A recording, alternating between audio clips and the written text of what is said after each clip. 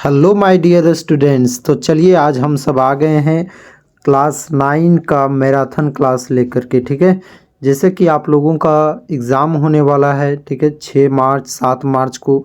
तो आज के क्लास में हम लोग फुल फिजिक्स, जितना भी फिजिक्स है यानी कि भौतिकी विज्ञान है, वो सारा फुल फिजिक्स को एक ही लेक्चर में कंप्लीट कर लेंगे। फिजिक्स से जितना भी आपका एमसीक्यू क्वेश्चन, ऑब्जेक्टिव क्वेश्चन बन रहा था, वो सारे क्वेश्चन का संग्रह यहाँ पर दिया गया है।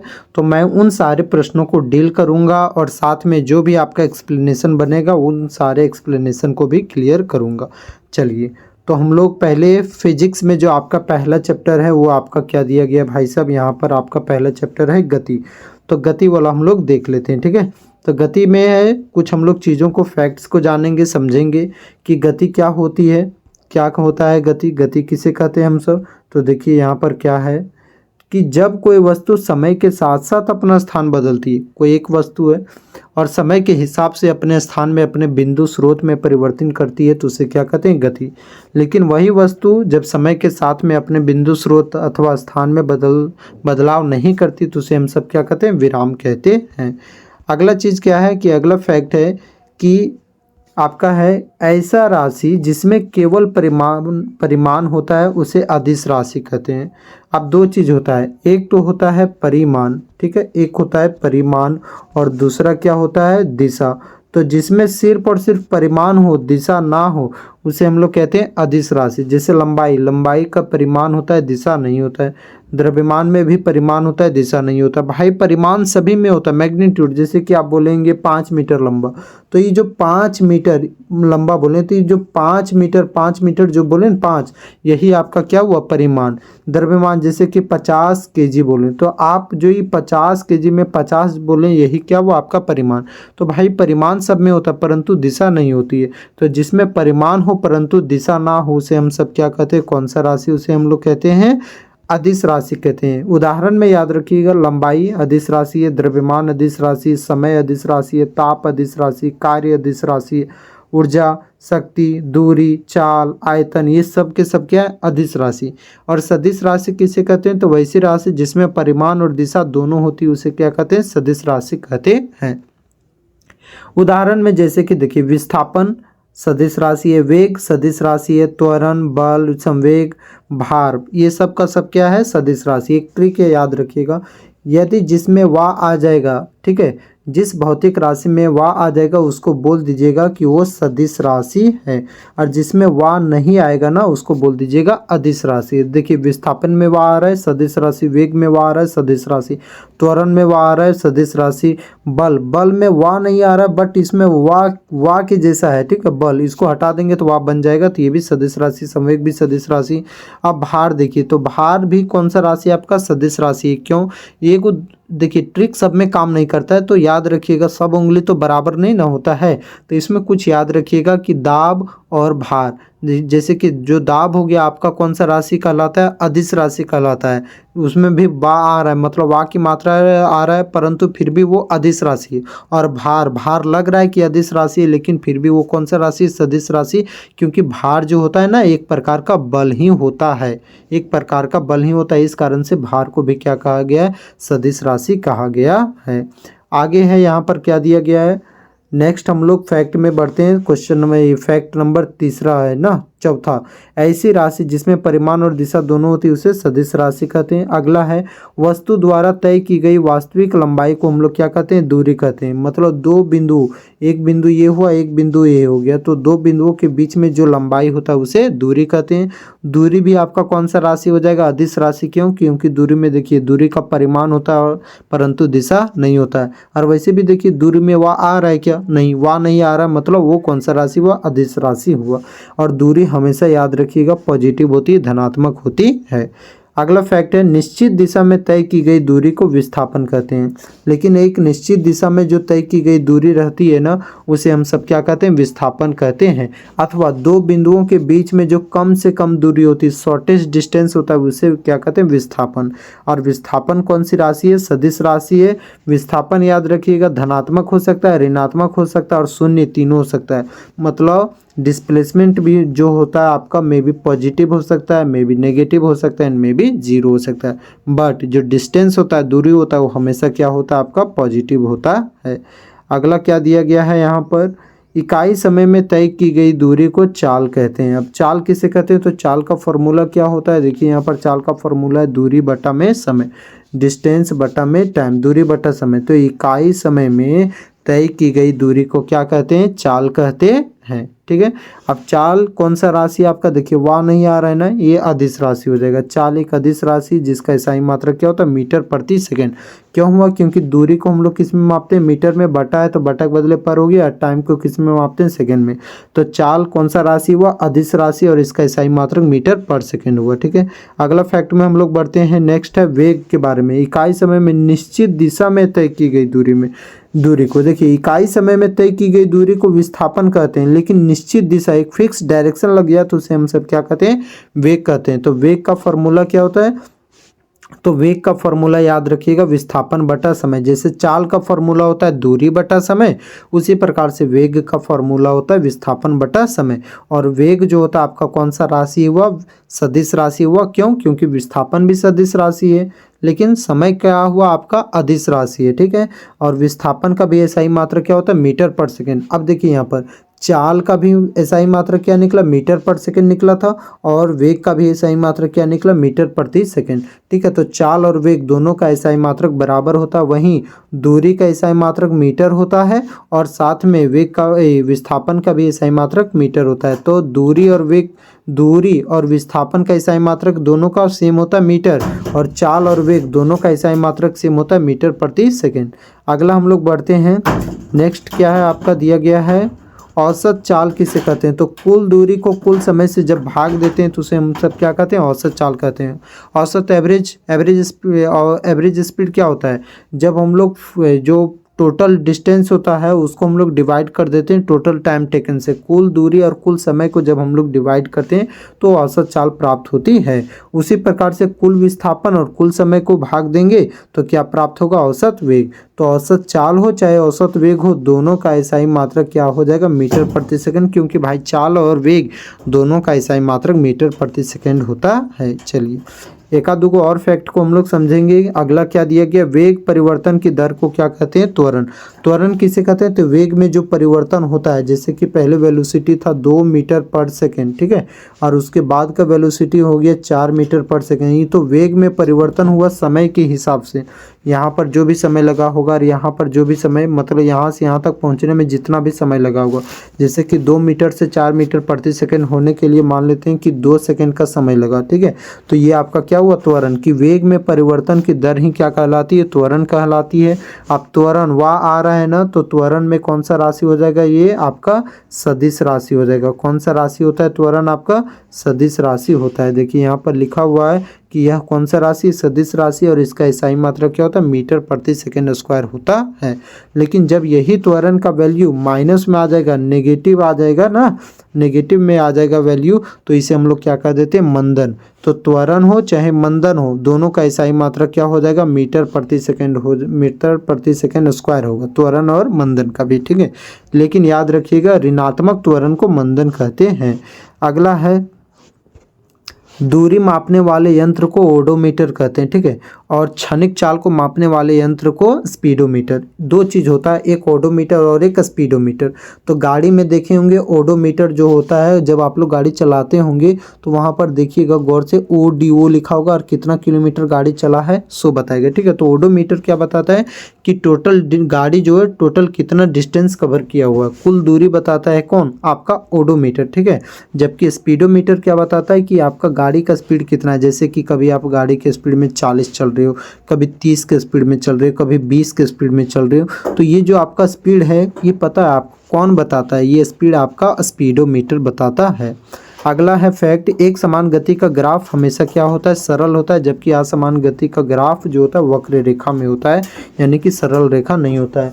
तो यदि आपसे क्वेश्चन पूछेगा कि एक समान गति का ग्राफ कैसा होता है, तो क्या कहिएगा, एक समान गति का ग्राफ बिल्कुल सीधी रेखा होती है, सरल रेखा, जबकि असमान गति का ग्राफ सरल रेखा नहीं मतलब वक्र रेखा होती है।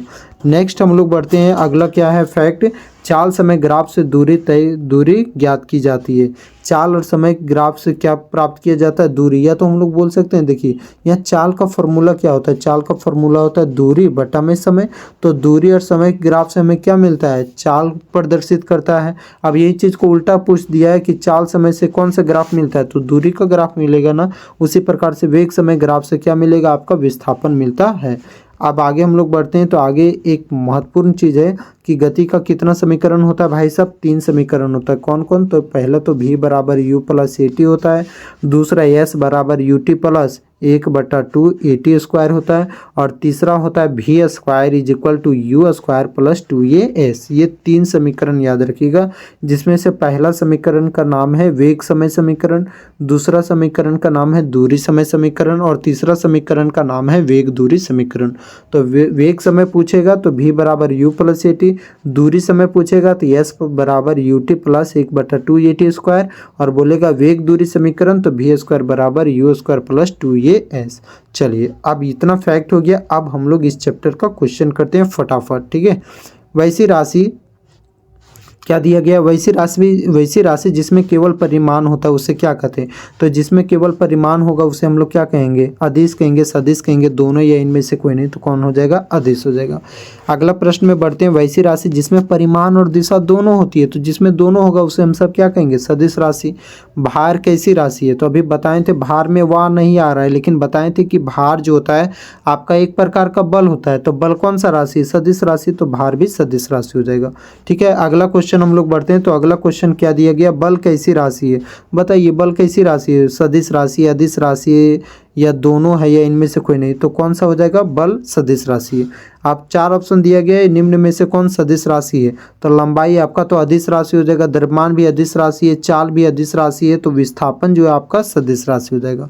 अगला क्वेश्चन है, कौन सदिश राशि है, दूरी समय कार्य वेग, तो देखिए दूरी अदिश राशि, समय अदिश राशि, कार्य अदिश राशि, तो वेग जो होगा आपका वेग, ऑप्शन नंबर 4 जो है वो सही हो जाएगा, क्योंकि वेग जो है हमारा वो सदिश राशि है, ठीक है। अगला क्वेश्चन है फिर से, कौन सदिश राशि, शक्ति, ताप, त्वरण या ऊर्जा, तो इसमें खोजिए वाह किसमें आता है, शक्ति में वाह नहीं आ रहा है, ये अदिश राशि, ये अदिश राशि, ये अदिश राशि, ऑप्शन नंबर 3 त्वरण आपका सदिश राशि हो जाएगा, ठीक है।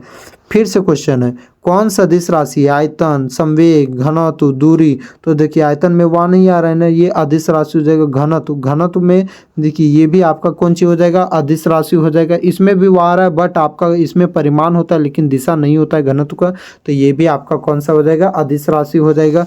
दूरी, दूरी आपका क्या हो जाएगा, यहाँ पर देख सकते हैं, तो दूरी भी आपका क्या हो जाएगा, अदिश राशि हो जाएगा, ठीक है। ये भी नहीं होगा, सदिश राशि आपका संवेग है।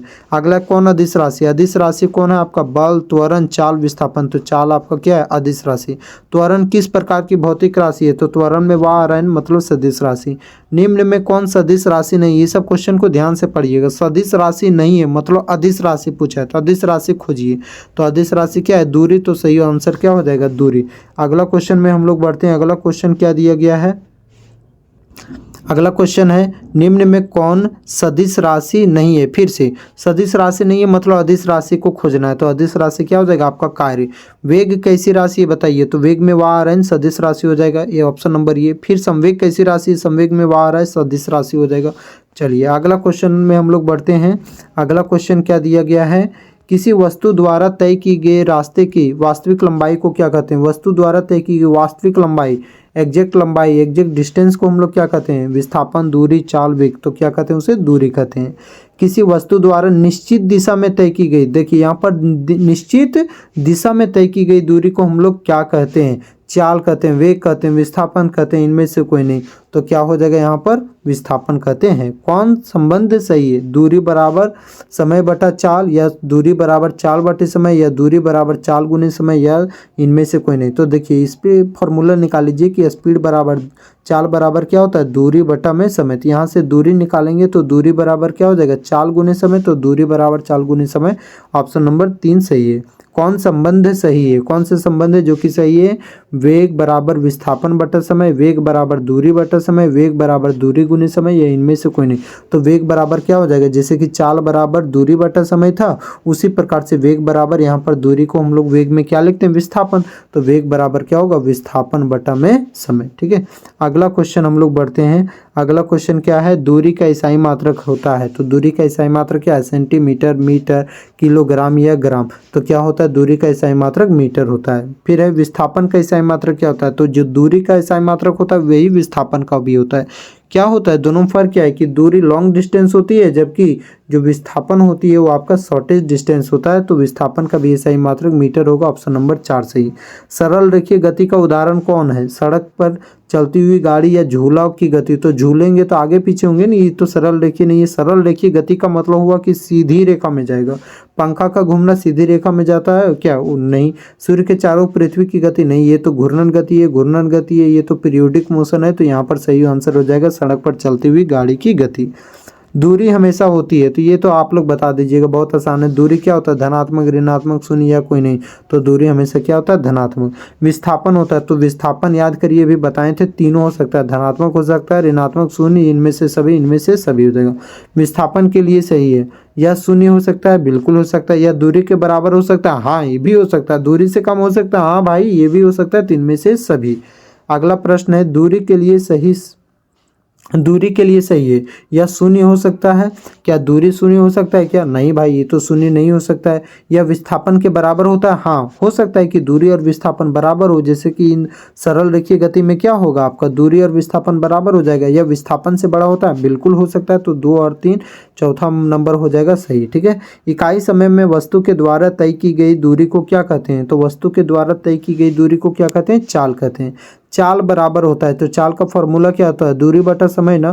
तो ऑप्शन नंबर 3 सही हो जाएगा। ठीक है, अगला क्वेश्चन हम लोग बढ़ते हैं। क्वेश्चन नंबर अगला है कि चाल का इकाई मात्रक क्या होता है। चाल का इकाई मात्रक क्या है, मीटर सेकंड, या मीटर प्रति सेकंड, या इनमें से कोई नहीं।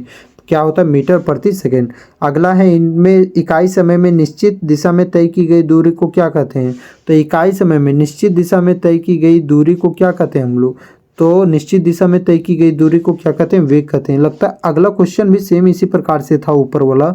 इकाई समय में वस्तु द्वारा निश्चित दिशा, देखिए हाँ वो इस प्रकार से नहीं था, वस्तु द्वारा निश्चित दिशा में, यहाँ पर समय में नहीं बोला गया। ठीक है, तो निश्चित दिशा में तय की गई दूरी क्या कहलाती, विस्थापन कहलाती है। लेकिन इकाई समय में वस्तु के द्वारा, कौन सा था, इकाई समय में वस्तु के द्वारा तय की, ये तो नहीं था, ये वाला था ना। हाँ, इकाई समय में निश्चित दिशा में तय की गई दूरी को क्या कहते हैं हम लोग, तो उसे हम लोग क्या कहते हैं, वेग कहते हैं। वेग बराबर क्या होता है, तो विस्थापन बटा समय होता है। तो ऑप्शन नंबर ये वाला एक जो है वो सही हो जाएगा। अगला हम लोग बढ़ते हैं। अगला क्वेश्चन क्या दिया गया है भाई, क्वेश्चन बहुत सारा है, तो एकदम बढ़िया से देखिए और समझने का प्रयास करिए। इतना सारा क्वेश्चन कर लीजिएगा तब तो फिर बाहर क्वेश्चन जेबे नहीं करेगा।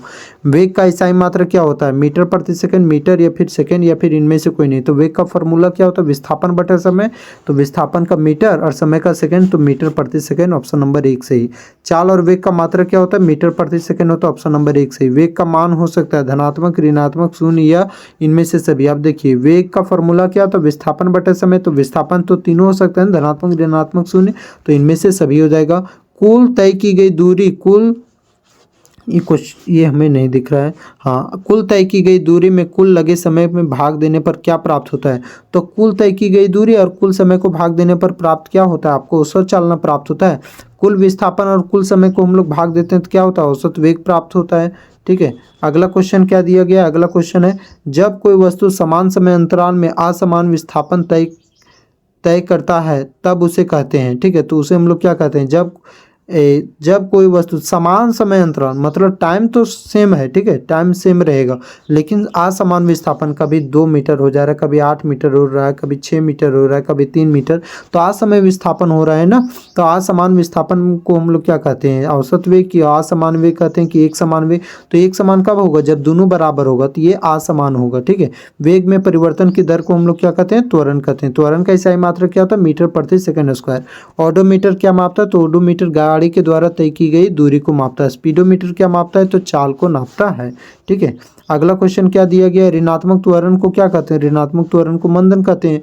वस्तु का वेग एक समान रहने पर त्वरण का मान क्या हो जाएगा, तो त्वरण यदि वेग ही एक समान रहेगा तो यहाँ पर फिर क्या हो जाएगा, त्वरण का मान हमेशा क्या हो जाएगा, शून्य आने लगेगा।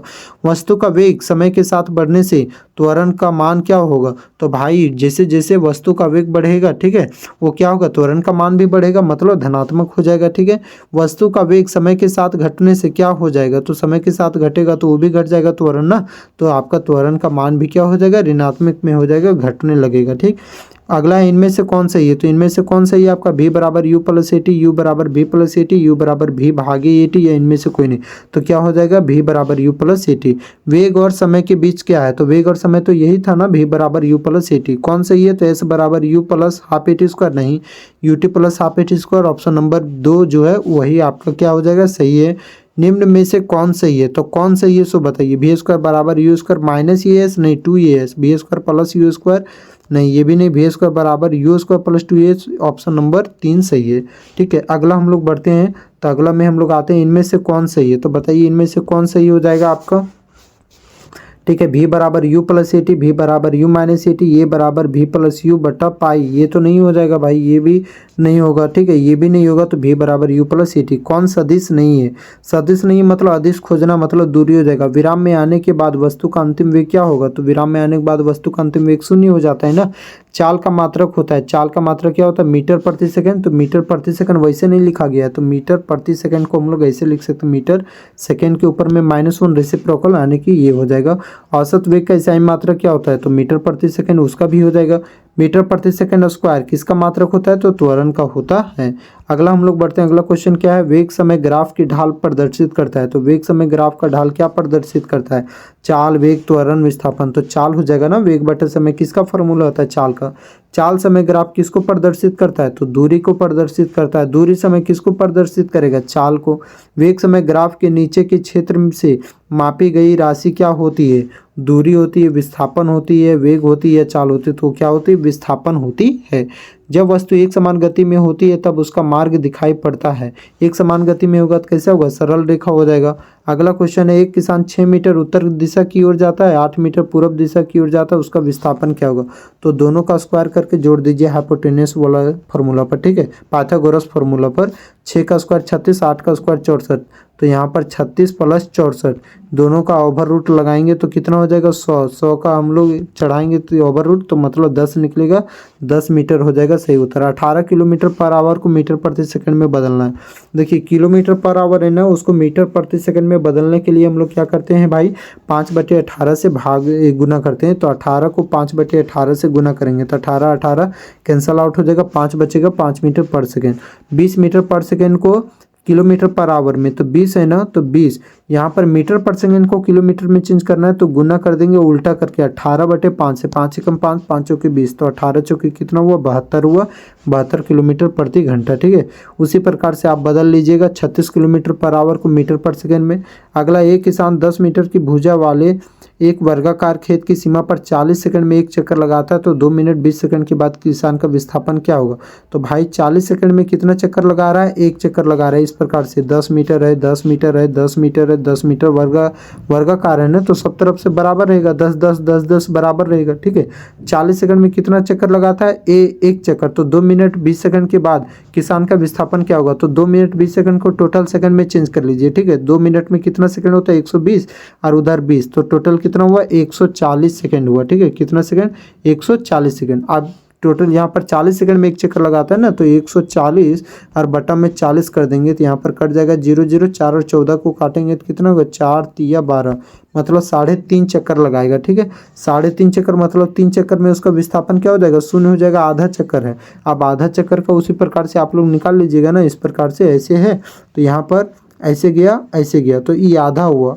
ऐसे 3 ई 4, इस तरह करके पूरा हो जाएगा, तो ई और ई आधा हुआ, इसको यहाँ पर निकाल लेंगे तो ई 10 हो जाएगा, ई 10 हो जाएगा, तो 10 का स्क्वायर 100, इधर भी 10 का स्क्वायर 100, तो 200 निकल गया। ठीक है, तो 200 का अंडर रूट निकालिएगा आप लोग, तो कितना निकल जाएगा, 10 √2 मीटर। ठीक है, अगला है एक बस की गति 5 सेकंड में 80 किलोमीटर से घट करके 60 किलोमीटर पर आवर हो जाती है। 80 किलोमीटर पर आवर से घट के 60 किलोमीटर पर आवर हो जाती है, तो इसका त्वरण क्या होगा? तो बताइए। देखिए यहाँ पर हम लोग क्या ले लेंगे, इनिशियल वेलोसिटी कितना 80 किलोमीटर पर आवर है, फाइनल वेलोसिटी कितना 60 किलोमीटर पर आवर है, और टाइम कितना दिया गया 5 सेकंड दिया गया है। तो ये बराबर क्या होता है, v माइनस यू बटा में टी। तो v कितना है 80, 80 माइनस 60 बटा में 5, क्या हो जाएगा यहाँ पर 80 माइनस 60 और बटा में 5। ठीक है, तो 80 में से 60 घटाएंगे तो 20 बटा 5। लेकिन ये 20 जो आया वो किलोमीटर पर आवर में है, जबकि जो 5 है वो आपका सेकंड में है। तो किलोमीटर पर आवर को मीटर पर सेकंड में बदलने के लिए 5/18 से गुना करेंगे, 5 5 कैंसल आउट हो जाएगा, 18 और 20 को भागा लगाएंगे तो 1.11 इस प्रकार से आएगा। तो आपका सही उत्तर आपका क्या हो जाएगा यहाँ पर आपका ये। ठीक है, 80 माइनस 60 नहीं करेंगे क्योंकि इनिशियल वेलोसिटी u बराबर कितना है 80 और v बराबर कितना है 60। तो क्या हो जाएगा यहाँ पर 60 माइनस 80/5 हो जाएगा। ठीक है, तो माइनस 20/5 मतलब माइनस में आएगा माइनस 1.11। तो आपका ऑप्शन नंबर 2 सही हो जाएगा। ठीक, अगला किसी गाड़ी की गति 5 सेकंड में 5 मीटर पर सेकंड से 10 मीटर पर सेकंड होती है, तो गाड़ी का त्वरण क्या होगा?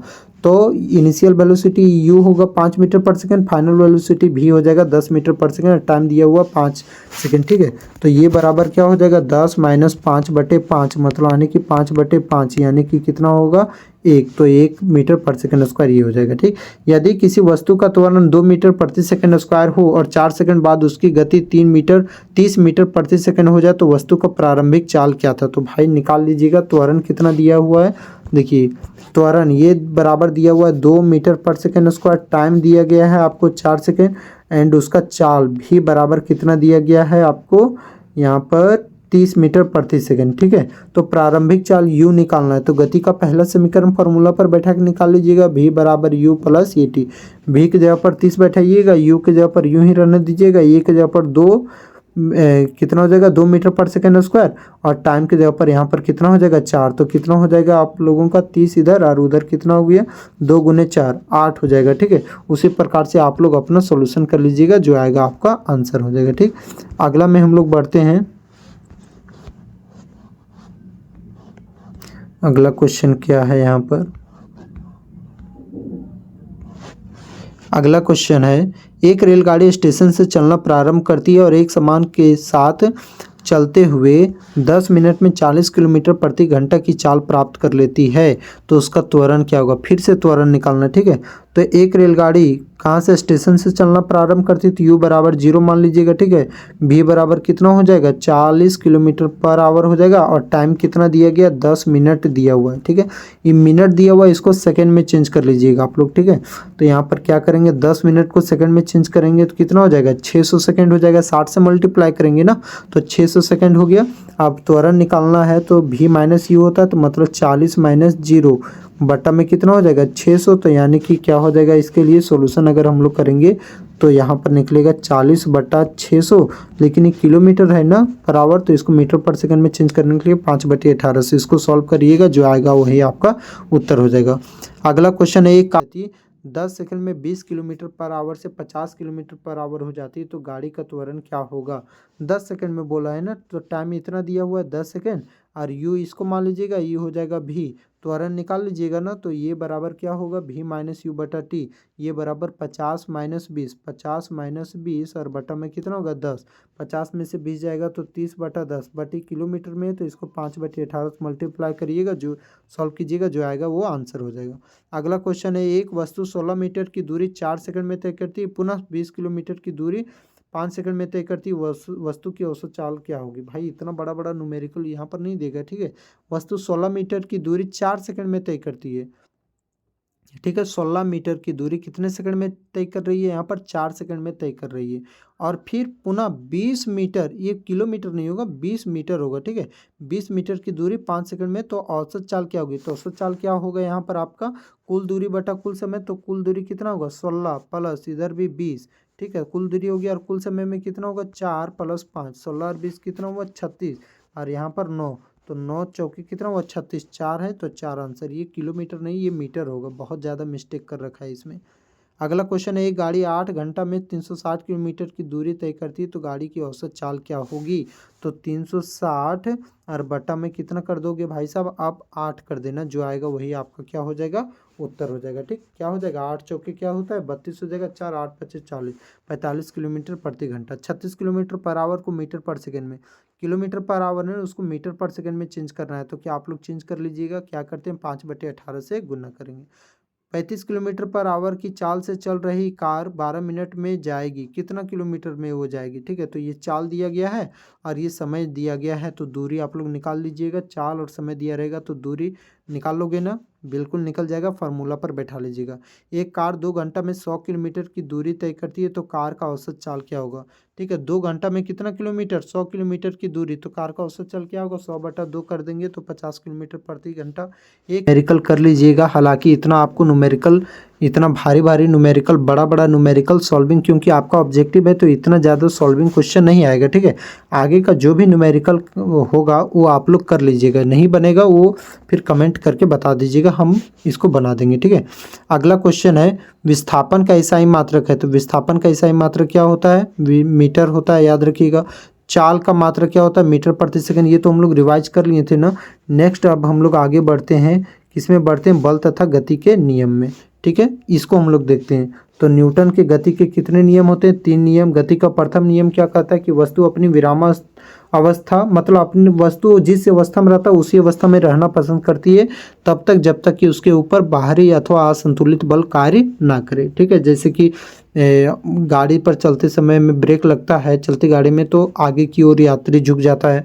अचानक से बाइक देखिएगा रुका हुआ रहता है और कोई आदमी अचानक से झटका में लेकर के एक्सेलरेटर छोड़ता है तो हम लोग पीछे की ओर हो जाते हैं।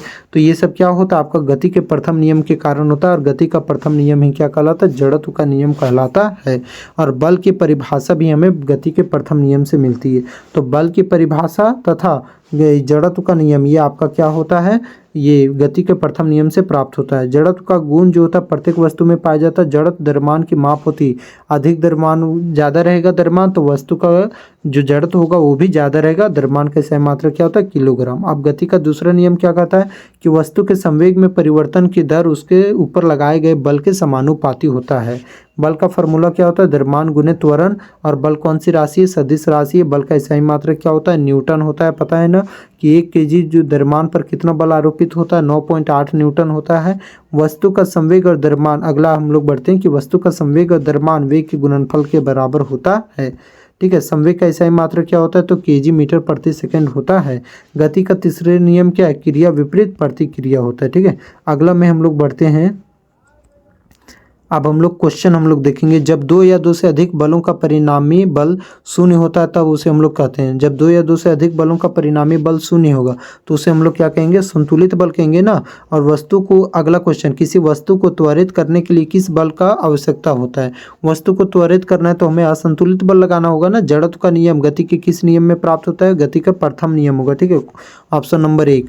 ठीक, अगला है जड़त्व एवं बल की परिभाषा। जड़त्व और बल की परिभाषा गति के प्रथम नियम से। ठीक है, और गति का द्वितीय नियम से बल का सूत्र प्राप्त होता है।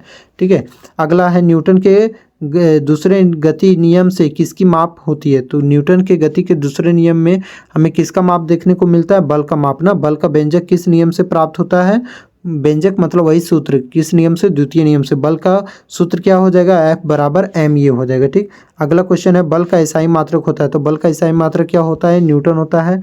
ठीक है, ये भी देख लीजिएगा, इसमें भी वही हो जाएगा, kg मीटर प्रति सेकंड स्क्वायर। किसका मात्रक होता है, बल का ही होता है ना। क्यों, क्योंकि बल का SI, बल का फॉर्मूला क्या होता है, द्रव्यमान गुने त्वरण। द्रव्यमान के लिए kg आया, त्वरण का मीटर प्रति सेकंड स्क्वायर। न्यूटन किसका मात्रक होता है, बल का होता है। 1 न्यूटन भार होता है, 1 न्यूटन भार कितना होगा, 1 kg मीटर प्रति सेकंड स्क्वायर के बराबर।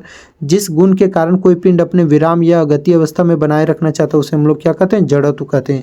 1 kg भार पर कितना न्यूटन बल लगता है, 9.8 न्यूटन लगता है। अगला हम लोग बढ़ते हैं, सभी वस्तुएं अपनी अवस्था में परिवर्तन का विरोध करती है, यह गुण कहलाता है। तो वह गुण कौन सा होता है, आपका जड़त्व का गुण होता है। 4 वस्तु ABCD जिसका द्रव्यमान है 6 किलो, 10 किलो, 15 किलो, 18 किलो, किसका जड़त्व अधिक होगा, तो जड़त्व उसी का अधिक होगा जिसका द्रव्यमान अधिक होगा। द्रव्यमान अधिक है D वाला, यानी कि 18 किलो, ये वाला D वाला ऑप्शन सही है। ठीक है, उसी प्रकार से इनमें से भी सबसे कम द्रव्यमान किसका हो जाएगा, तो यहाँ सबसे कम द्रव्यमान किसका, यहाँ पर देखिए 5 kg, 2 kg और 10 kg, तो 2 kg वाला का है, तो ऑप्शन नंबर बी जो होगा वो सही हो जाएगा। ठीक है, मतलब अनेक 2 वाला बी वाला है। ठीक है, किसका जड़त्व अधिक है, साइकिल का, कार का, बस का, रेलगाड़ी का? तो सबसे भारी कौन है आपका? रेलगाड़ी, तो रेलगाड़ी का हो जाएगा। नेक्स्ट हम लोग बढ़ते हैं। अगला क्वेश्चन है 2 kg द्रव्यमान वाली वस्तु को 5 मीटर पर सेकंड स्क्वायर की दर से त्वरित करने में कितने बल की आवश्यकता होती है? 5 न्यूटन, 10 न्यूटन, 2.5 न्यूटन या फिर 20 न्यूटन? तो 2 गुने 5 कर दीजिए तो क्या हो जाएगा आपका? 10 न्यूटन हो जाएगा। 30 न्यूटन कोई बल 5 kg वस्तु की पर 2 सेकंड तक कार्य करता है, उस वस्तु का त्वरण क्या होगा? तो भाई यहाँ पर आपको क्या पूछ रखा है? त्वरण पूछा हुआ है। बल दिया गया है यहाँ पर 30 न्यूटन का कोई बल, द्रव्यमान दिया गया हुआ है। ठीक है, बल है, द्रव्यमान है और टाइम दिया गया है। तो यहाँ पर क्या आप लोग त्वरण निकाल सकते हो ना? ये बराबर वाट भी माइनस यू बटा टी में निकाल लीजिएगा। जैसे कि एक और फार्मूला होता है एफ बराबर एम, ये तो ये बराबर के फार्मूला से निकाल लीजिएगा एफ बटा एम। ठीक है, जो होगा वो आपका आंसर हो जाएगा। अगला क्वेश्चन है 10 kg की वस्तु में 2 मीटर प्रति सेकेंड स्क्वायर का त्वरण उत्पन्न करने के लिए कितना बल का आवश्यकता होता है? कितना बल का आवश्यकता होता है बताइए? यहाँ पर 10 kg द्रव्यमान दिया गया है और त्वरण दिया गया है, बल निकाल लीजिएगा एफ बराबर एम, ये फार्मूला पर। अगला हम लोग बढ़ते हैं। बल का अवधारणा आधारित है खींचने पर, धकेलने पर, ठोकर मारने पर, सभी पर आधारित है ना। अगला क्वेश्चन है यदि 12 न्यूटन का बल 3 kg की वस्तु पर कार्यरत है तो त्वरण क्या होगा? बल दिया गया है, वस्तु का द्रव्यमान दिया गया, त्वरण निकल जाएगा ना, अपना फार्मूला पर निकाल लीजिएगा। 4 kg द्रव्यमान की वस्तु पर 2 मीटर प्रति सेकंड त्वरण दिया गया। ठीक है, यहाँ पर द्रव्यमान दिया गया, त्वरण दिया गया, बल होगा, निकल जाएगा आप लोगों से, बिल्कुल निकल जाएगा ना। अगला क्वेश्चन दिया गया है, क्या दिया गया है? न्यूटन के गति का कौन सा नियम बल की परिभाषा देता है? तो प्रथम नियम। ठीक है, बल, द्रव्यमान एवं, तो इन तीनों में क्या संबंध है? तो एफ बराबर एम, ये वाला हो जाएगा। बल की माप न्यूटन की गति के किस नियम से की जाती है? तो द्वितीय नियम से प्राप्त होता है ना। किसी वस्तु का जड़त्व किसकी माप होती है? जड़त्व किसकी माप होती है? द्रव्यमान की माप होती है। अगला क्वेश्चन है 5 kg द्रव्यमान पर पिंड, 5 kg के पिंड पर 200 न्यूटन का बल कार्यरत में उत्पन्न त्वरण। देखिए द्रव्यमान दिया गया, बल दिया गया, त्वरण निकल जाएगा। ये बराबर क्या लिखिएगा? एफ बटा एम। ठीक है, बल कितना है? 200 बटा 5, 40 होगा, तो 40 आंसर हो जाएगा। इसी प्रकार से सब बैठा के देख लीजिएगा। यहाँ पर भी द्रव्यमान दिया गया, त्वरण दिया गया है, आपको बल निकालना है। एफ बराबर एम, ये 6 चौके 24, 24 हो जाएगा। 1 kg द्रव्यमान पर 1 न्यूटन का बल लगाने पर उत्पन्न त्वरण का मान होगा। तो कितना त्वरण का मान होगा आपका? 1 मीटर पर सेकेंड स्क्वायर है ना, क्योंकि सबका कोफिशिएंट 1 है। 6 kg की वस्तु पर 36 न्यूटन का बल लगाने के लिए उत्पन्न त्वरण का मान होगा। तो कितना त्वरण का मान होगा? तो यहाँ पर बताइए, 6 का गुणन है ना, 6 का कोफिशिएंट है तो 6 हो जाएगा। 3 kg द्रव्यमान की वस्तु पर 12 न्यूटन का बल लगाने के लिए त्वरण, फिर से त्वरण पूछा है भाई, इतना ज़्यादा न्यूमेरिकल ही पटक दिया है उठा करके इसमें। यहाँ पर देखिए द्रव्यमान दिया गया, आपका बल दिया गया, तो फार्मूला पर बैठा लीजिएगा, त्वरण निकालना आपको। किसी वस्तु का जड़त्व अधिक होता है, किस वस्तु का जड़त्व अधिक होता है? हल्की वस्तु की, भारी की, दोनों का? तो भारी वस्तु का होता है ना, जड़त्व की माप होती है, द्रव्यमान से होती है ना। अगला हम लोगों का क्या है? अगला है किसी वस्तु के द्रव्यमान और वेग के गुणनफल को क्या कहते हैं? तो द्रव्यमान और वेग के गुणनफल को क्या कहते हैं? संवेग। संवेग का ऐसा ही मात्रा क्या होता है? kg मीटर प्रति सेकंड। किसी गतिशील पिंड का वेग आधा करने से उसका संवेग क्या हो जाता है? तो यदि हम लोग उसका क्या करेंगे, वेग को आधा कर देंगे, तो संवेग भी क्या हो जाएगा आपका? क्या हो जाएगा यहाँ पर? आधा हो जाएगा। क्यों? क्योंकि संवेग और वेग दोनों क्या होते हैं? एक दूसरे के समानुपाती होते हैं। किसी m द्रव्यमान की वस्तु, ठीक है, जिसका वेग भी है, तो संवेग क्या होगा? तो भी है वेग, तो संवेग क्या हो जाएगा यहाँ पर? m भी हो जाएगा। ठीक, अगला है किसी गतिशील पिंड का वेग 2 गुना कर देने से उसका संवेग क्या हो जाएगा? तो संवेग अगर 2 गुना करेंगे तो संवेग भी क्या हो जाएगा? यहाँ पर 2 गुना हो जाएगा। द्रव्यमान एवं त्वरण के गुणनफल को क्या कहते हैं? तो द्रव्यमान एवं त्वरण के गुणनफल को क्या कहते हैं? बल कहते हैं। अगला क्वेश्चन क्या दिया हुआ है? किसी वस्तु का द्रव्यमान 4 kg, वस्तु का वेग 5 मीटर प्रति सेकेंड है, तो वस्तु का संवेग क्या होगा? तो 4 और 5 को गुना कर दीजिएगा, 20 आ जाएगा। 36 किलोमीटर पर आवर के वेग से गतिशील 500 ग्राम द्रव्यमान वाले गेंद का संवेग क्या होगा? तो देखिए यहाँ किलोमीटर पर आवर है, इसको मीटर पर सेकंड में पहले चेंज कर लीजिएगा, और 1 ग्राम है, इसको kg में चेंज कर लीजिएगा। तो 500 ग्राम, तो 500 बटा में कितना हो जाएगा भाई साहब? 1000 हो जाएगा। 20 5 एकम 5 दूना 10, मतलब 0 पॉइंट क्या होगा? 2 हो जाएगा। और इधर 36 किलोमीटर पर आवर है ना, इसको मीटर पर सेकंड में चेंज कर लीजिएगा। उसके बाद जो ये वाला आएगा मीटर पर सेकंड में चेंज करने पर, और ये वाला जो आएगा किलोग्राम में चेंज करने पर, दोनों को क्या कर दोगे, गुना कर दोगे। अगला संवेग की इन दो राशियों का गुणनफल होता है। तो संवेग की इन दो राशियों का गुणनफल होता है आपका किसका किसका होता है, संवेग। तो संवेग P बराबर क्या होता है फॉर्मूला, m गुने भी, मतलब द्रव्यमान गुने वेग। तो द्रव्यमान गुने वेग ऑप्शन नंबर 2। ठीक है, अगला क्वेश्चन है, रस्सी पर बराबर एवं विपरीत 10 न्यूटन का बल लगता है जिसमें वे जिसे स्थिरावस्था में है, तो रस्सी का तनाव बल क्या होगा। तो रस्सी का तनाव बल क्या हो जाएगा यहाँ पर, फिर से हम लोग पढ़ते हैं क्या दिया गया क्वेश्चन, रस्सी पर बराबर एवं विपरीत बल 10 न्यूटन का बल लगता है। ठीक है, बराबर एवं विपरीत बल, रस्सी पर बराबर एवं विपरीत बल 10 न्यूटन का लगता है जिससे रस्सी विरामावस्था में स्थिरावस्था में है। ठीक है, तो भाई स्थिरावस्था में है तो 10 न्यूटन लगेगा ना, प्रत्येक क्रिया के विपरीत प्रतिक्रिया होती है। ठीक, ये कौन सा गति का नियम है, तीसरा। एक नाविक द्वारा नाव के आगे की ओर कूदने से नाव पीछे की ओर धकेला जाता है, यह गति के कौन सा नियम है, तीसरा नियम। गति के किस नियम के कारण हम सड़क पर तो चल पाते हैं, तो गति के तीसरा नियम। 1 kg द्रव्यमान पर 1 न्यूटन का बल लगाने पर उत्पन्न त्वरण का मान होता है।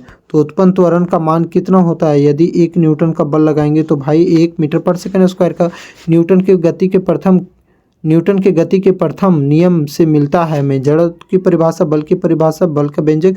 तो जड़त्व और बल की परिभाषा मतलब ऑप्शन नंबर 4 हो जाएगा, 1 और 2 दोनों।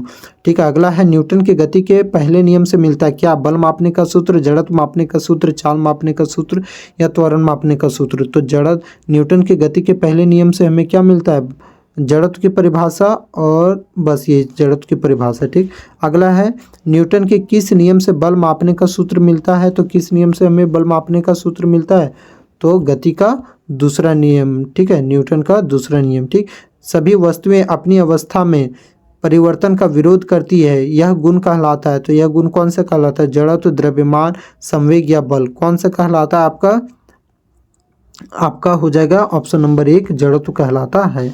ठीक, अगला हम लोग बढ़ते हैं। अब अगला चैप्टर में हम लोग देखते हैं कौन सा चैप्टर हो जाएगा, ये आपका गुरुत्वाकर्षण हम लोग चैप्टर में आते हैं। ठीक है, गुरुत्वाकर्षण चैप्टर में न्यूटन के गुरुत्वाकर्षण के नियम को ही हम लोग सार्वत्रिक नियम कहते हैं।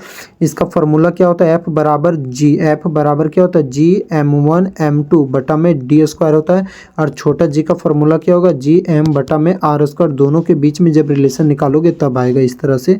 बड़ा g का वैल्यू कितना होता है 6.67 इंटू 10⁻11। छोटा g गुरुत्वीय त्वरण का मान 9.8 मीटर प्रति सेकंड स्क्वायर। पृथ्वी के केंद्र पर छोटा जी का वैल्यू कितना हो जाएगा 0। अंतरिक्ष में भी क्या तो होता है 0। विषुवत रेखा पर मान्य यानी कि इक्वेटर पर छोटा जी का वैल्यू सबसे कम होता है और ध्रुव पर सबसे ज़्यादा होता है। चंद्रमा पर छोटा जी का मान पृथ्वी के मान का क्या होता है 1/6 गुना होता है। भार भी क्या होता है एक प्रकार का बल है, ठीक है। इसका मान जो होता है स्थान के अनुसार बदलते रहता है। भार एक प्रकार का सदिश राशि है, जबकि द्रव्यमान का मान स्थान के बदलने से नहीं बदलता है। द्रव्यमान क्या है आपका अदिश राशि है, ठीक। ये दोनों में अंतर होता है। इसका मात्रक किलोग्राम भार या न्यूटन होता है। चंद्रमा पर भार जो होता है वो पृथ्वी के भार का क्या होता है 1/6 गुना होता है, यानी कि 6 गुना कम होता है। किसी सतह पर लंबवत लगने वाले बल को हम लोग क्या कहते हैं प्रणोद कहते हैं, और प्रणोद का भी ऐसा मात्रक क्या होता है आपका न्यूटन होता है, ठीक।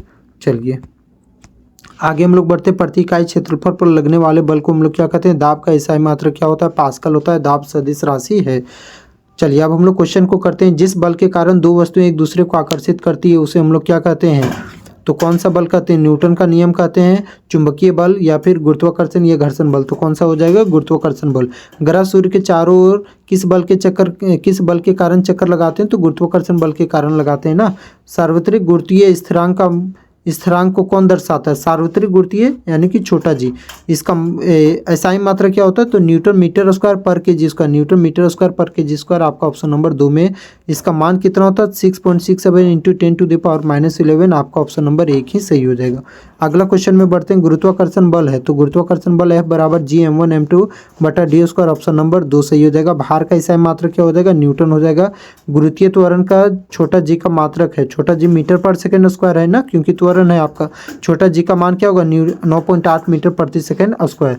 आगे क्या है, पृथ्वी पर गुरुत्वीय त्वरण छोटा जी का मान होता है, तो छोटा जी का मान क्या होता है आपका 98 मीटर, आपका कितना होता है 9.8 मीटर पर सेकंड स्क्वायर होता है ना। चलिए आगे हम लोग देखते हैं। आगे गुरुत्वीय त्वरण में छोटा जी का व्यंजक है, तो छोटा जी का वैल्यू क्या हो जाएगा बड़ा जी छोटा एम बटा में आर स्क्वायर हो जाएगा, यानी कि ऑप्शन नंबर 3 आंसर। अंतरिक्ष में छोटा जी का वैल्यू क्या होता है? गुरुत्वीय त्वरण का मान शून्य होता है। पृथ्वी के केंद्र पर भी क्या होता है? गुरुत्वीय त्वरण का मान शून्य होता है। किसी वस्तु का भार पृथ्वी के केंद्र पर क्या हो जाएगा? तो पृथ्वी के केंद्र पर वस्तु का भार एक प्रकार का बल होता है ना, तो शून्य होगा। ठीक है। गुरुत्वीय त्वरण का महत्तम मानने की सबसे ज्यादा मान कहाँ पर होता है? पृथ्वी के ध्रुव पर। विषुवत रेखा पर सबसे कम होता है। पृथ्वी के ध्रुव से विषुवत रेखा की ओर जाने पर जी का मान क्या होता है? तो कहाँ पर बोल रहा है? ध्रुव से आप कहाँ पर जा रहे हैं? विषुवत रेखा की ओर ना, तो ये मान क्या होता जाएगा? घटते जाएगा। किसी वस्तु से विषुवत रेखा से ध्रुव पर जाने पर क्या होगा? बढ़ते जाएगा। द्रव्यमान बराबर होता है, तो द्रव्यमान का फॉर्मूला क्या होता है आपका? तो बल का फॉर्मूला क्या होता है? द्रव्यमान गुने त्वरण। एफ बराबर क्या होता है? एम गुने ये द्रव्यमान निकालेंगे तो क्या हो जाएगा? बल बटा में त्वरण। बल बटा में त्वरण है, हाँ ऑप्शन नंबर बी सही हो जाएगा। द्रव्यमान का एसआई मात्रक है, तो द्रव्यमान का एसआई मात्रक क्या होता है आपका?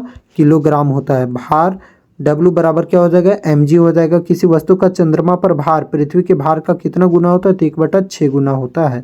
परनोद बराबर होता है, तो परनोद क्या होता है? एक प्रकार का आपका लगाए गए बल बटा में क्या हो जाएगा? क्षेत्रफल हो जाएगा, यानी कि वही जो दाब बटा में क्षेत्रफल होगा। ठीक, सॉरी, द्रव्यमान गुने दाब गुने क्षेत्रफल, मिस्टेक हो रहा है। दाब गुने क्या हो जाएगा? क्षेत्रफल। परनोद का एसआई मात्रक क्या हो जाएगा आपका? न्यूटन हो जाएगा। प्रति इकाई क्षेत्रफल पर लगने वाले बल को हम लोग क्या कहते हैं? दाब कहते हैं ना। अगला हम लोग क्वेश्चन में बढ़ते हैं। अगला क्वेश्चन है दाब का एसआई मात्रक। तो दाब का एसआई मात्रक क्या होता है आपका? पास्कल होता है। प्रति इकाई क्षेत्रफल पर लगने वाले, हाँ ये बोला है ना, दाब का एसआई मात्रक पास्कल। पास्कल नहीं दिया गया है तो न्यूटन प्रति मीटर स्क्वायर हो जाएगा। ठीक है। अगला है 70 केजी द्रव्यमान के किसी मनुष्य का चंद्रमा पर भार क्या होगा? तो मनुष्य का चंद्रमा पर, वहाँ पर चंद्रमा पर आपका भार क्या हो जाएगा? तो आप लोग सॉल्व कर लीजिएगा। ठीक है। यहाँ पर 70 केजी द्रव्यमान है ना, तो बल पहले पृथ्वी पर निकालिए, बराबर एम ये होगा 70 गुने 9.8 करिएगा, जो आएगा वो होगा ये पृथ्वी पर। अब चंद्रमा पर निकालना है, तो जो आएगा इसका वैल्यू, उसको हम लोग किससे डिवाइड कर देंगे? उसको हम लोग डिवाइड कर देंगे 6 के साथ, जो आएगा वो आंसर हो जाएगा। ठीक। अगला क्वेश्चन बढ़ते हैं। 48 केजी द्रव्यमान की वस्तु का मनुष्य का चंद्रमा पर भार कितना होगा? 48 केजी है ना, चलिए इसको हम बता देते हैं। एफ बराबर एम ये हो जाएगा 48 केजी। तो 48 गुने 9.8 को अभी सहजता के लिए 10 लेते हैं, तो कितना हो जाएगा? 480 न्यूटन। 480 को हम लोग किससे भागा लगा देंगे? 6 से। 6 × 48 80 केजी। ठीक है। 80 यहाँ पर क्या हो जाएगा आपका? ये आपका क्या हो जाएगा? 80 न्यूटन। लेकिन ये 9.8 को लेकर के बनाया हुआ, तो 78.4 हो जाएगा इसके इर्द गिर्द में। यदि पृथ्वी पर किसी वस्तु का भार 60 न्यूटन है, देखिए यहाँ पर भार दिया गया वस्तु का 60 न्यूटन पृथ्वी पर, तो चंद्रमा पर क्या होगा? 60/6 कर देंगे, यानी कि कितना? 10 न्यूटन। ऑप्शन नंबर 2 क्या हो जाएगा? सही हो जाएगा। ठीक। अगला क्वेश्चन में हम लोग बढ़ते हैं। 98 न्यूटन के भार कि पिंड का द्रव्यमान कितना होगा? तो द्रव्यमान पूछा हुआ है, तो क्या आप लोग निकाल सकते हो ना? यहाँ पर क्या हो जाएगा? 98 बटा में 9.8, यहाँ पर कितना निकलेगा? 10 केजी। ऑप्शन नंबर जो आपका 3 है वही आपका क्या हो जाएगा? सही। दो द्रव्यमानों के बीच में लगने वाले बल F तथा उनके बीच की दूरी के बीच में क्या संबंध होता है? तो F समानुपाती 1 बटा में R स्क्वायर होता है ना, दूरी का व्युत्क्रमानुपाती होता है दूरी के वर्ग की। अगला, दो वस्तुओं के बीच लगने वाले गुरुत्वाकर्षण बल, उन दोनों के बीच दूरी के क्या होता है? वेग दूरी के वर्ग के क्या होता है? समानुपाती होता है कि आधा होता है, या व्युत्क्रमानुपाती होता है। अभी जस्ट बताएं, यदि दो वस्तुओं के बीच की दूरी आधी कर दी जाए तो उनके बीच में गुरुत्वाकर्षण बल क्या हो जाएगा? तो उनके बीच का जो गुरुत्वाकर्षण बल होगा वो 4 गुना। मुक्त रूप से गिरती हुई वस्तु का एक समान रहता है। क्या एक समान रहता है? त्वरण, चाल, संवेग या वेग। तो क्या रहता है? त्वरण एक समान रहता है। यदि दो वस्तुओं के द्रव्यमानों को 2 गुना कर दिया जाए तो उनके बीच में गुरुत्वाकर्षण बल क्या होगा? आधा, 4 गुना, 1/4 या 2 गुना। तो क्या हो जाएगा? यहाँ पर आपका 4 गुना बढ़ जाएगा ना। ठीक है। अगला है, पृथ्वी सूर्य के चारों ओर चक्कर लगाती है किस बल के कारण? तो गुरुत्वाकर्षण बल के कारण चक्कर लगाती है। द्रव्यमान का मान सभी जगह होता है, एक समान होता है। 60 केजी द्रव्यमान की किसी वस्तु का चंद्रमा पर भार क्या होगा? तो G बराबर 10 लेना है। चंद्रमा पर भार तो 60, यहाँ पर पृथ्वी पर कितना हो जाएगा? 600 न्यूटन होगा। 600 न्यूटन को यहाँ 6 से भाग देंगे तो 6 × 6 मतलब 100 न्यूटन। ऑप्शन नंबर 3 सही हो जाएगा। अगला, पृथ्वी के केंद्र पर 20 केजी के बालक का भार क्या होगा? तो भाई केंद्र पर हमेशा क्या हो जाएगा? इसका मान जो होगा वो 0 होगा ना।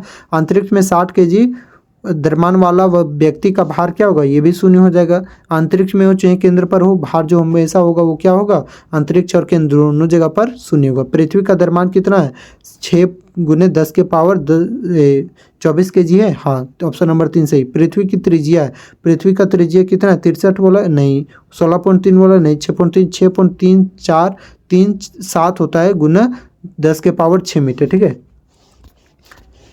चलिए अगला क्वेश्चन में हम लोग बढ़ते हैं। अगला क्वेश्चन क्या दिया गया है, यदि किसी वस्तु का भार 49 न्यूटन है तो उसका द्रव्यमान क्या होगा। तो भार दिया गया मतलब बल दिया गया, तो द्रव्यमान निकाल लीजिएगा ना। एक गेंद का मीनार से शीर्ष, ये गेंद को मीनार के शीर्ष से मतलब ऊपर से ज़मीन पर 4 सेकंड में पहुंचता है कोई गेंद, तो मीनार की ऊंचाई ज्ञात करना। भाई यहाँ पर तो u बराबर क्या हो जाएगा, 0 हो जाएगा। आपको क्या निकालना है, ऊंचाई निकालना है, हाइट निकालना है, h निकालना है, दूरी निकालना है, जिसमें से g का मान आपको दिया गया है और टाइम भी दिया गया है। तो ये फॉर्मूला पर बैठा लीजिएगा, s बराबर ut + ½ at²। u के जगह पर 0 बैठाओगे, t के जगह पर यहाँ पर कितना दिया गया है, 4 सेकेंड दिया गया है, ½ जी के जगह ये पर कितना बैठाओगे, 10 बैठाओगे, और टाइम के जगह पर 4² हो जाएगा। ठीक है, जो आएगा वो सॉल्व करके देख लीजिएगा। 19.6 मीटर ऊंची एक मीनार की चोटी से एक पत्थर को छोड़ा जाता है, उसी प्रकार से। ठीक है, हाइट यहाँ पर कितना दिया गया, 19.6 मीटर दिया गया। u बराबर क्या होगा, 0 हो जाएगा, तो इसका अंतिम वेग v बराबर वाट हो जाएगा। आप लोग जानते हैं a का वैल्यू कितना, छोटा g का वैल्यू कितना लेना, 9.8 मीटर पर सेकेंड स्क्वायर लेना। ठीक, सॉल्व कर लीजिएगा, जो आएगा वो आंसर हो जाएगा। किसी वस्तु की सतह के लंबवत लगने वाले बल को क्या कहते हैं। तो लंबवत लगने वाले बल को हम सब क्या कहते हैं, दाब कहते हैं, प्रणोद कहते हैं, घनत्व कहते हैं, या इनमें से कोई नहीं तो क्या कहते हैं, उसे प्रणोद कहते हैं। अगला है, हम लोग बढ़ते हैं। लोहे की कांटी पानी में डूब जाती है, लेकिन लोहे का बना जहाज पानी में नहीं डूबता है, किस कारण से। घर्षण के कारण, गुरुत्वाकर्षण बल के कारण, या उत्प्लावन बल के कारण, या इनमें से कोई नहीं, उत्प्लावन बल के कारण होता है। ठीक है, दुग्धमापी किस सिद्धांत पर कार्य करता है आपका, संवेग सिद्धांत की, ऊर्जा संरक्षण की, आर्किमिडीज सिद्धांत पर काम करता है ना। ठीक, और उसके बाद हम लोग इसके दूध की शुद्धता लैक्टोमीटर से मापते हैं। एक वस्तु का द्रव्यमान 10 kg, पृथ्वी पर उसका भार कितना होता है। तो 10 kg है तो पृथ्वी पर उसका भार कितना होगा, 9.8 से गुना कर दीजिएगा, 98 न्यूटन आ जाएगा।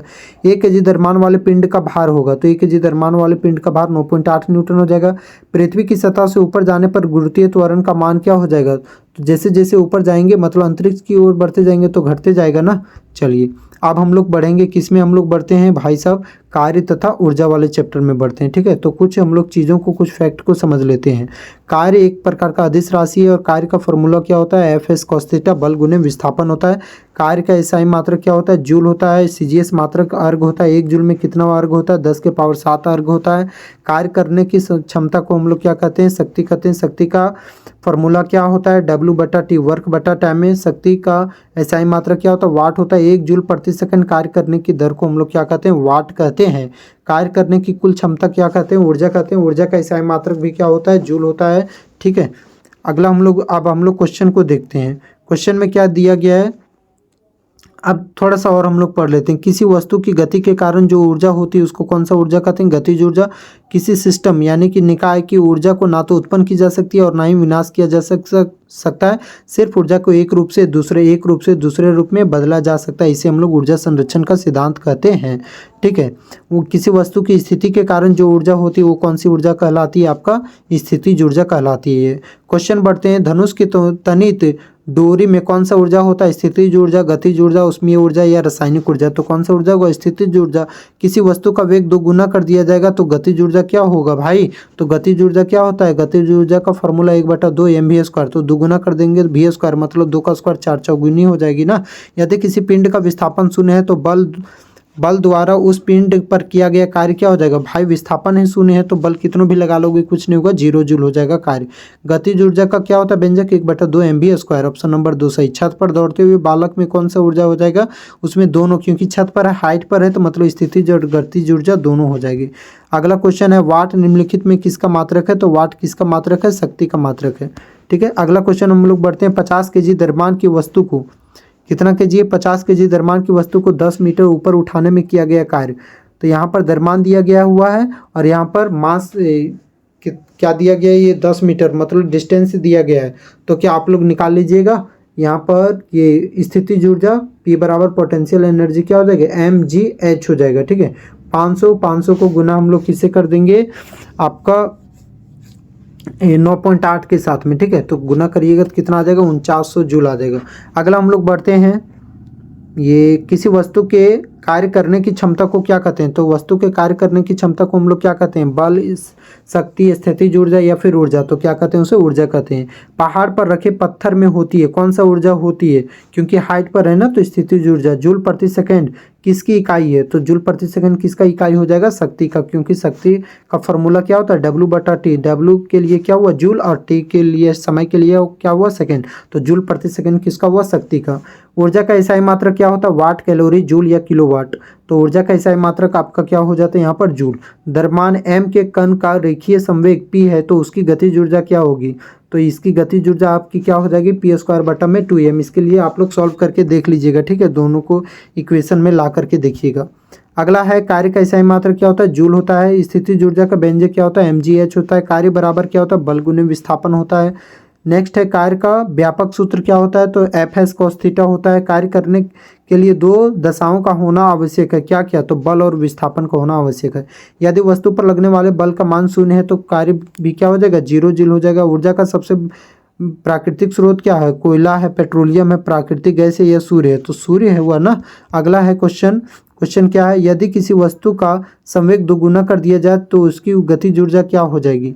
तो संवेग को दोगुना कर देंगे ना, तो गतिज ऊर्जा भी क्या हो जाएगी, यहाँ पर दोगुना हो जाएगी। संवेग को दोगुना करने बोल रहा है, अगर वेग किया रहता दोगुना तो चौगुने हो जाती, लेकिन संवेग क्या होता है, एम भी। तो एम भी को दोगुना कर देंगे तो वो भी क्या हो जाएगा, दोगुना हो जाएगा। जूल मात्रक है, किसका मात्रक है, तो जूल आपका कार्य और ऊर्जा दोनों का मात्रक है। Option number 4। 1 किलोवाट होता है, तो 1 किलोवाट मतलब 1000 वाट के बराबर, ऑप्शन नंबर 1 सही। स्थितिज ऊर्जा और गतिज ऊर्जा क्या होती है, शून्य होती है, अचर होती है, दोनों या इनमें से कोई नहीं। तो स्थितिज और गतिज ऊर्जा को हम लोग आंतरिक ऊर्जा कहते हैं, इसका वैल्यू क्या होता है, अचर होता है। खींचे हुए रबर के छल्ले में कौन सा ऊर्जा संचित होता है, आपका स्थितिज ऊर्जा संचित होता है। कमाने में कौन सा ऊर्जा संचित होता है, तो इसमें भी कौन सा ऊर्जा आपका संचित होगा भाई साहब, स्थितिज ऊर्जा संचित होता है ना। हाँ चलिए अगला क्वेश्चन है, हम लोग बढ़ेंगे। अगला क्वेश्चन है, चलती हुई गाड़ी में बैठे आदमी की ऊर्जा क्या होगी। तो गाड़ी चल रही है तो उसमें कौन सा ऊर्जा होगा, ठीक है, गतिज ऊर्जा, स्थितिज ऊर्जा, दोनों। तो दोनों ऊर्जा होगा ना, क्योंकि वो बैठा हुआ और गाड़ी चल भी रही है, ठीक, तो दोनों ऊर्जा। चाबी वाले घड़ी में संचित ऊर्जा, तो कौन सा ऊर्जा, ये तो बता सकते हैं, स्थितिज ऊर्जा। 50 kg वस्तु, ठीक है, 10 मीटर ऊपर उठाने में किया गया कार्य, सेम वही क्वेश्चन है, देख लीजिएगा। बल एवं विस्थापन के गुणनफल को कहते हैं कार्य कहते हैं। पहाड़ पर रखे पत्थर में कौन सा ऊर्जा होता है, स्थितिज ऊर्जा होता है। ऊर्जा है कार्य करने की क्षमता को हम सब क्या कहते हैं, ऊर्जा। कार्य करने की क्षमता को क्या कहते हैं, ऊर्जा। भाई एक ही क्वेश्चन को कितना पूछा है। अगला क्वेश्चन है, किसी वस्तु पर 5 न्यूटन बल लग रहा, बल की दिशा में वस्तु 2 मीटर की विस्थापित होती है, किया गया कार्य होगा। तो किया गया कार्य होता है, बताइए, यहाँ पर 5 न्यूटन बल लग रहा है और 2 मीटर विस्थापन हो रहा है, तो किया गया कार्य क्या होगा, 10 जूल। किसी वस्तु पर 7 न्यूटन का बल लगाने से 8 मीटर का विस्थापन हो रहा है, तो क्या हो जाएगा, 7 8 56 जूल हो जाएगा। एच ऊंचाई और द्रव्यमान क्या है, एम, तो इसकी स्थितिज ऊर्जा क्या हो जाएगी, mgh हो जाएगी ना, ऑप्शन नंबर 1 सही। अगला है, किसी वस्तु का वेग आधा कर दिया जाए तो इसकी गतिज ऊर्जा कितना होगा। वेग को हम लोग क्या कर रहे हैं, यहाँ पर आधा कर दिया जाए, ठीक है, तो दोगुनी हो जाएगी, आधी हो जाएगी, चौगुनी या 1/4, तो 1/4 हो जाएगी ना। यहाँ पर 1/2 का स्क्वायर करेंगे तो 1/4 हो जाएगा, मतलब चौगुना कम हो जाएगा, ठीक है। अगला हम लोग क्वेश्चन में बढ़ते हैं। किसी वस्तु का वेग अथवा संवेग 3 गुना हम लोग कर देते हैं तो गतिज ऊर्जा क्या हो जाएगी। तो गतिज ऊर्जा क्या हो जाएगी, इसके लिए 2 गुनी हो जाएगी, 3 गुनी हो जाएगी, 6 गुनी हो जाएगी, 9 गुनी हो जाएगी। तो यहाँ पर 3 गुनी हो रही है तो गतिज ऊर्जा 9 गुनी हो जाएगी। भाई वीडियो का लेंथ काफ़ी ज़्यादा लंबा हो रहा है, 1 घंटा के करीब में हो गया हम लोगों का रिकॉर्डिंग, बट हम लोग क्या करें, फुल फिजिक्स कंप्लीट करना है, मैराथन क्लास है, तभी आपका नंबर भी आप उतना अच्छा से स्कोर कर पाओगे ना। जितना ज़्यादा मेहनत करोगे उतना ही आपका नंबर उठेगा, ठीक है। अगला क्वेश्चन बढ़ रहे हैं हम लोग। 2 पिंड है भी और 3 भी, ठीक है, के वेग से गतिशील है, उनके बीच का गतिज ऊर्जा का अनुपात क्या हो जाएगा। तो गतिज ऊर्जा 1 है, एक भी और 1 है 3 भी, तो क्या हो जाएगा, इसका स्क्वायर करेंगे, 1 भी का स्क्वायर 1 ही होगा और 3 भी का स्क्वायर 9 हो जाएगा, 1:9। कार्य करने की दर को हम लोग क्या कहते हैं, तो कार्य करने की दर को हम लोग क्या कहते हैं, शक्ति। यहाँ शांति लिखा हुआ शक्ति है, ठीक है। शक्ति का इकाई मात्रक क्या होता है भाई, तो शक्ति का इकाई मात्रक आपका वाट होता है। जूल प्रति सेकंड को हम लोग क्या कहते हैं, वाट कहते हैं ना। जूल प्रति सेकंड किसका मात्रक हो गया, आपका शक्ति का मात्रक हो गया। बहती हवा में कौन सा ऊर्जा स्थित रहता है, तो हवा बह रही है मतलब गतिज ऊर्जा रहता है आपका। 50 kg की वस्तु को ऊपर उठाने में किया गया कार्य, यहाँ पर कार्य दिया गया है 4900 जूल, तो ऊंचाई ज्ञात करने बोल रहा है, हाइट ज्ञात करने बोल रहा है। यहाँ पर हाइट क्या बोल रहा है, यहाँ पर आपको हाइट ज्ञात करने। mgh फार्मूला पर पोटेंशियल एनर्जी का निकाल लीजिएगा, ठीक है। यहाँ पर मास 50 हो जाएगा, ठीक। एंड ये वाला जो जी का वैल्यू 9.8 बैठा लीजिएगा, और यहाँ पर कितना बैठा लोगे 4900, तो हाइट निकाल लोगे, भाग दे लोगे, ठीक है। चलिए नेक्स्ट हम लोग बढ़ते हैं, अगला क्या दिया गया है। अब हम लोग सीधा बढ़ेंगे ध्वनि वाले चैप्टर में, लास्ट चैप्टर है, एकदम बढ़िया से देखिए। ध्वनि ऊर्जा का क्या है, एक ध्वनि ऊर्जा का एक रूप है जो सुनने की चेतना देती है। ध्वनि कौन कौन गमन में करते, कौन कौन माध्यम में गमन करता है, ठोस, द्रव, गैस में, ठीक है। सबसे अधिक ठोस में गमन करता है, सबसे कम गैस में, लेकिन ध्वनि का वेग जो होता है वो वैक्यूम में शून्य होता है, ठीक। ध्वनि के गमन के लिए द्रवात्मक माध्यम होना चाहिए। ध्वनि निर्वात में उसका गमन नहीं होता है। जब माध्यम के कण तरंग के दिशा के दोलन में गति करते हैं तो उसे हम लोग कौन सा तरंग कहते हैं, अनुदैर्ध्य तरंग कहते हैं। अगला है, जब माध्यम के कण तरंग की गति के दिशा के लंबवत गति